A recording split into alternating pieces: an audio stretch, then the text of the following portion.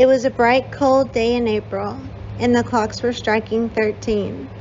Winston Smith, his chin nuzzled into his breast in an effort to escape the vile wind, slipped quickly through the glass doors of Victory Mansions, though not quickly enough to prevent a swirl of gritty dust from entering along with him.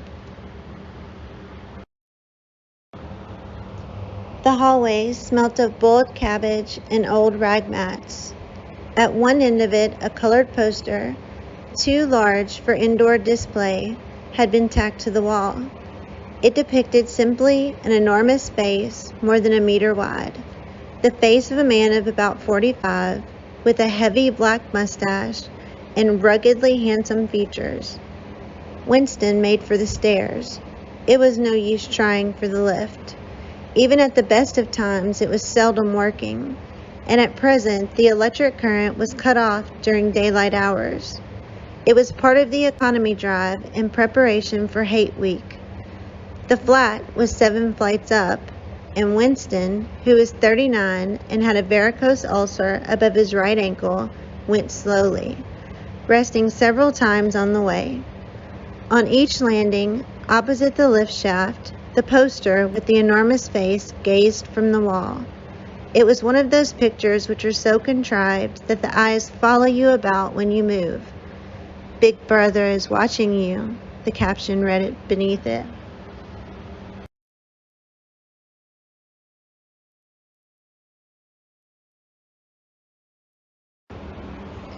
Inside the flat, a fruity voice was reading out a list of figures which had something to do with the production of pig iron.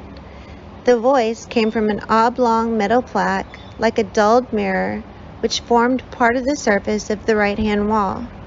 Winston turned a switch and the voice sank somewhat, though the words were still distinguishable. The instrument, the telescreen it was called, could be dimmed, but there was no way of shutting it off completely. He moved over to the window, a smallish, frail figure, the meagerness of his body merely emphasized by the blue overalls which were the uniform of the party. His hair was very fair, his face naturally sanguine, his skin roughened by coarse soap and blunt razor blades, and the cold of the winter that had just ended. Outside, even through the shut window pane, the world looked cold. Down in the street, little eddies of wind were whirling dust and torn paper into spirals. And though the sun was shining and the sky a harsh blue, there seemed to be no color in anything except the posters that were plastered everywhere. The black, mustachioed face gazed down from every commanding corner. There was one on the house front immediately opposite. "Big Brother is watching you," the caption said, while the dark eyes looked deep into Winston's own. Down at street level, another poster, torn at one corner, flapped fitfully in the wind, alternately covering and uncovering the single word, Ingsoc. In the far distance, a helicopter skimmed down between the roofs, hovered for an instant like a blue bottle, and darted away again with a curving flight. It was the police patrol, snooping into people's windows. The patrols did not matter, however. Only the thought police mattered.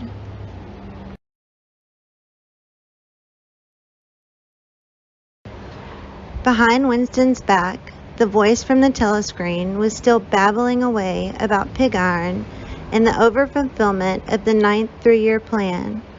The telescreen received and transmitted simultaneously. Any sound that Winston made above the level of a very low whisper would be picked up by it. Moreover, so long as he remained within the field of vision which the metal plaque commanded, he could be seen as well as heard. There was, of course, no way of knowing whether you were being watched at any given moment. How often, or on what system, the thought police plugged in on any individual wire was guesswork. It was even conceivable that they watched everybody all the time. But at any rate, they could plug in your wire whenever they wanted to. You had to did live from habit that became instinct, in the assumption that every sound you made was overheard, and except in darkness, every movement scrutinized. Winston kept his back to the telescreen. It was safer, though as he well knew, even a back can be revealing. A kilometer away, the Ministry of Truth, his place of work, towered vast and white above the grimy landscape. This, he thought with a sort of vague distaste, this was London, chief city of Airstrip 1, itself the third most populous of the provinces of Oceania. He tried to squeeze out some childhood memory that should tell him whether London had always been quite like this. Were there always these vistas of rotting 19th century houses, their sides shored up with balks of timber, their windows patched with cardboard, and their roofs with corrugated iron, their crazy garden walls sagging in all directions, and the bombed sites where the plaster dust swirled in the air, and the willow herb straggled over the heaps of rubble, and the places where the bombs had cleared a larger patch, and there had sprung up sordid colonies of wooden dwellings like chicken houses. But it was no use, he could not remember. Nothing remained of his childhood except a series of bright lit tableaux occurring against no background, mostly unintelligible.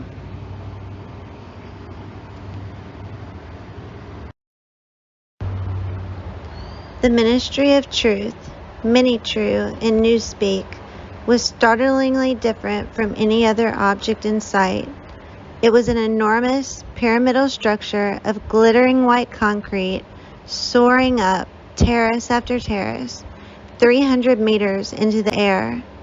From where Winston stood, it was just possible to read, picked out on its white base, in elegant lettering, the three slogans of the party. War is peace, freedom is slavery, ignorance is strength.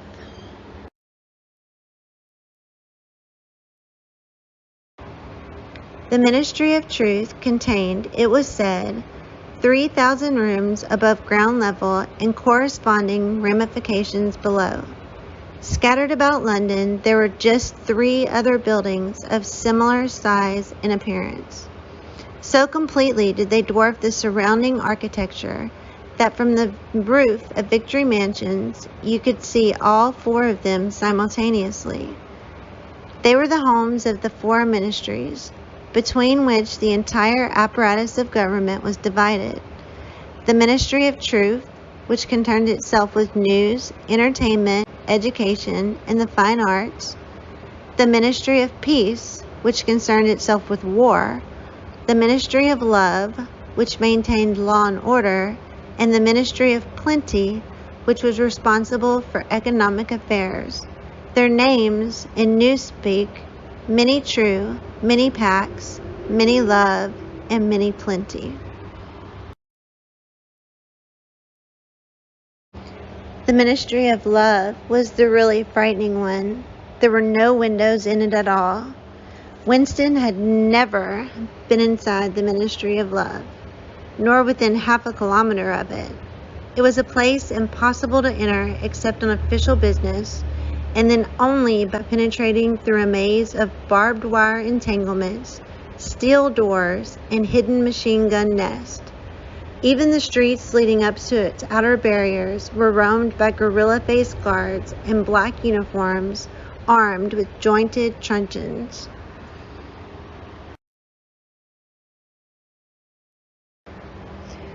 Winston turned around abruptly. He had set his features into the expression of quiet optimism which it was advisable to wear when facing the telescreen. He crossed the room into the tiny kitchen. By leaving the ministry at this time of day, he had sacrificed his lunch in the canteen, and he was aware that there was no food in the kitchen except a hunk of dark-colored bread which had got to be saved for tomorrow's breakfast. He took down from the shelf a bottle of colorless liquid with a plain white label marked Victory Gin. It gave off a sickly smell as of Chinese rice spirit.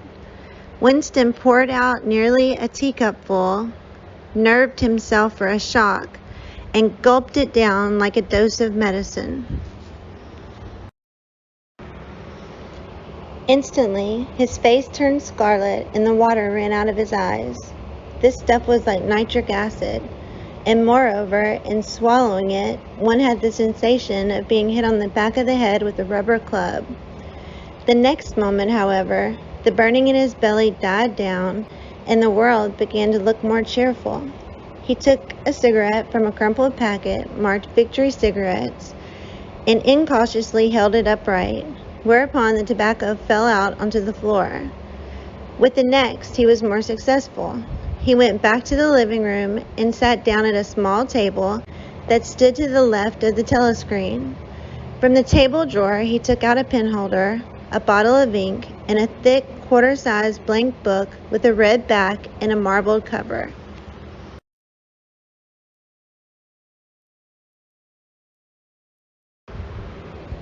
For some reason, the telescreen in the living room was in an unusual position. Instead of being placed, as was normal, in the end wall, where it could command the whole room, it was in the longer wall opposite the window. To one side of it there was a shallow alcove in which Winston was now sitting, and which, when the flats were built, had probably been intended to hold bookshelves. By sitting in the alcove and keeping well back, Winston was able to remain outside the range of the telescreen, so far as sight went. He could be heard, of course, but so long as he stayed in his present position, he could not be seen. It was partly the unusual geography of the room that had suggested to him the thing that he was about to do. But it had also been suggested by the book that he had just taken out of the drawer.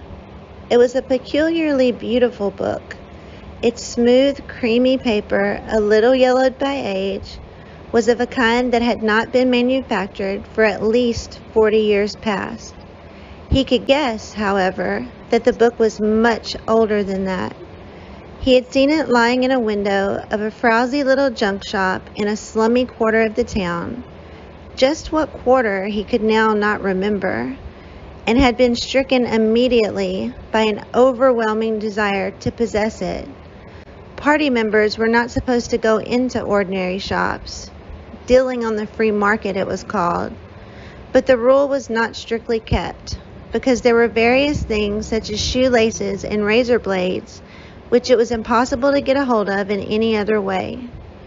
He had given a quick glance up and down the street, and then had slipped inside and bought the book for $2.50. At the time, he was not conscious of wanting it for any particular purpose. He had carried it guiltily home in his briefcase. Even with nothing written in it, it was a compromising possession. The thing that he was about to do was to open a diary. This was not illegal. Nothing was illegal since there were no longer any laws. But if detected, it was reasonably certain that it would be punished by death or by at least 25 years in a forced labor camp. Winston fitted a nib into the pen holder and sucked it to get the grease off. The pen was an archaic instrument, seldom used even for signatures, and he had procured one furtively and with some difficulty, simply because of a feeling that the beautiful creamy paper deserved to be written on with a real nib instead of being scratched with an ink pencil. Actually, he was not used to writing by hand. Apart from very short notes, it was usual to dictate everything into the speak-write, which was, of course, impossible for his present purpose. He dipped the pen into the ink and then faltered for just a second. A tremor had gone through his bowels. To mark the paper was a decisive act. In small, clumsy letters he wrote, April 4th, 1984.